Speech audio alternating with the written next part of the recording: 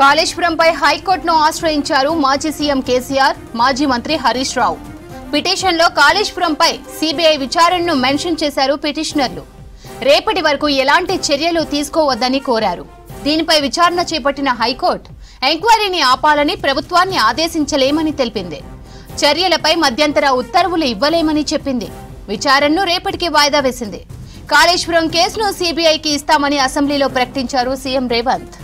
ఇక దీనికి సంబంధించిన పూర్తి డీటెయిల్స్ న్యూస్ రూమ్ నుంచి ధనరాజ్ అందిస్తారు. ధనరాజ్, కాళేశ్వరంపై హైకోర్టు తాజా కమెంట్స్ ఏంటి? ఓ వైపున చూసినట్టయితే కేసీఆర్ తో పాటుగాను హరీష్ రావు హైకోర్టులో లంచ్ మోషన్ పిటిషన్ దాఖలు చేయడం జరిగింది. ఓ వైపున చూసినట్టయితే పీసీ గోస్ సంబంధించినటువంటి నివేదిక వ్యవహారంలో ఓ అసెంబ్లీలో చర్చను ఆపాలంటూ కూడా ఇంట్రిమ్ అప్లికేషన్ మొదటగా దీన్ని హైకోర్టులో ప్రస్తావించినటువంటి క్రమంలో ఇవాళ ఉదయం విచారణ కొనసాగింది. ఈ క్రమంలోనే నిన్న అసెంబ్లీలో చూసినట్టయితే ముఖ్యమంత్రి రేవంత్ రెడ్డి కాళేశ్వరం సంబంధించిన నివేదిక వ్యవహారంలో జరిగినటువంటి అవకతవకలు, మొత్తం కాళేశ్వరం సంబంధించినటువంటి వ్యవహారంలో జరిగినటువంటి తప్పులకు సంబంధించినటువంటి వ్యవహారంలో ఇప్పటివరకు పీసీ గోస్ నివేదించిన అంశాలపైన కూడా సుదీర్ఘంగా అసెంబ్లీలో దానిపైన కూడా పూర్తిగా ఆర్గ్యుమెంట్ జరిగాయి. దానికి సంబంధించిన వ్యవహారంలో ఈ కేసును సిబిఐకి ఇస్తామంటూ కూడా ఇటు అసెంబ్లీలో ప్రస్తావన తీసుకొచ్చినటువంటి వ్యవహారాన్ని కూడా ఇటు హరీష్ రావు ఈ విషయాన్ని కూడా మెన్షన్ చేయడం జరిగింది ఆ పిటిషన్లో.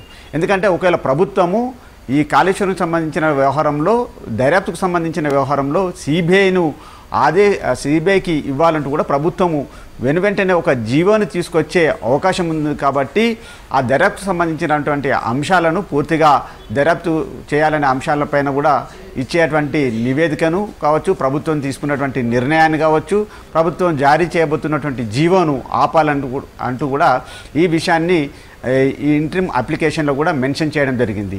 ఈ వ్యవహారం పైన సుదీర్ఘంగా విచారణ చేపట్టినటువంటి హైకోర్టు చూసినట్టయితే ఇందులో ప్రభుత్వము ఏ చర్యలు తీసుకోబోతుందో, ఎలాంటి సంస్థకు సంబంధించినటువంటి దర్యాప్తుకు ఆదేశిస్తుందో ఇప్పటికిప్పుడు తాము ఇందులో జోక్యం చేసుకోబోము. అదేవిధంగా ఇప్పటికిప్పుడే దీనిలో మధ్యంతర సంబంధించినటువంటి ఉత్తర్వులు ఇవ్వలేమంటూ కూడా ఈ కేసుకు సంబంధించినటువంటి విచారణను రేపటికి వాయిదా వేస్తున్నట్లుగాను ఇటు హైకోర్టు తెలపడం జరిగింది. ఇక ఫర్దర్ సంబంధించినటువంటి వ్యవహారంలో చూసినట్టయితే ఓవైపున కాళేశ్వరం సంబంధించినటువంటి నివేదికను ఓవైపున అసెంబ్లీలో ప్రస్తావనకు రాకుండానే, దానిపైన చర్చ జరగకుండానే ఇంట్రిమ్ అప్లికేషన్ పైన కూడా హైకోర్టుకు వెళ్ళినటువంటి క్రమంలో మరి నిన్న చూసినట్టయితే సుదీర్ఘంగా అసెంబ్లీలో కాళేశ్వరంకు సంబంధించినటువంటి అవకతవకలకు సంబంధించిన వ్యవహారంలో రాజకీయ పరంగా చూసినట్టయితే ఓవైపున బీఆర్ఎస్ కావచ్చు, మరోవైపున కాంగ్రెస్ చెందినటువంటి లీడర్లు సుదీర్ఘంగా ఈ అంశాలపైన కూడా చర్చ కొనసాగింది. మరోవైపున ప్రభుత్వం చూసినట్టయితే ఈ దర్యాప్తుకు సంబంధించినటువంటి వ్యవహారము రాష్ట్ర ప్రభుత్వం సంబంధించినటువంటి సిట్టు కావచ్చు, లేకుంటే సిఐడి కావచ్చు, ఇలాంటి అంశాలకు సంబంధించిన వ్యవహారంలో ఇక సిబిఐకి సంబంధించినటువంటి కేంద్ర ప్రభుత్వం దర్యాప్తు చేసే ఆ అంశంకు సంబంధించినటువంటి వ్యవహారాన్ని కూడా ఇటు సిబిఐకి ఇస్తున్నామంటూ మరి సీఎం రేవంత్ రెడ్డి ఈ ప్రస్తావన తీసుకొచ్చినటువంటి క్రమంలో ఇక బీఆర్ఎస్కు సంబంధించినటువంటి పార్టీ శ్రేణులైనటువంటి హరీష్ రావు కావచ్చు, కేసీఆర్ ఈ అంశాన్ని మరే కేంద్ర దర్యాప్తు సంస్థల చేతిలోకి వెళ్ళినట్లయితే ఇక కాళేశ్వరం సంబంధించినటువంటి వ్యవహారంలో ఎలాంటి ప్రొజెక్షన్స్, ప్రొవిజన్స్ ఉంటాయి అనే వ్యవహారం పైన కూడా చాలా వరకు మల్లగుల్లాలు పడిన తీరు పైన కూడా ఇక నిన్నటి ప్రస్తావనను కూడా ఇంట్రిమ్ అప్లికేషన్లో కూడా ఈ అంశాన్ని కూడా వాళ్ళు జోడించడం జరిగింది.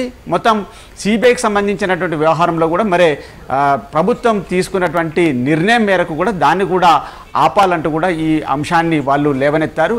ఇక ఈ అంశాలపై ప్రభుత్వం ఎలాంటి నిర్ణయం తీసుకోబోతుందో, మరి ప్రభుత్వం సంబంధించినటువంటి వాదోపవాదనలకు సంబంధించిన వ్యవహారాన్ని కూడా ఇటు హైకోర్టు పరిగణలోకి తీసుకుంది. కాబట్టి ఇప్పటికిప్పుడు తాము మధ్యంతర సంబంధించిన ఉత్తర్వులు జారీ చేయలేము, స్టే ఇవ్వలేము. కాబట్టి ఈ అంశాన్ని రేపటికి విచారణ సంబంధించి వాయిదా వేయడం జరిగిందని ఇటు హైకోర్టు తెలపడం జరిగింది.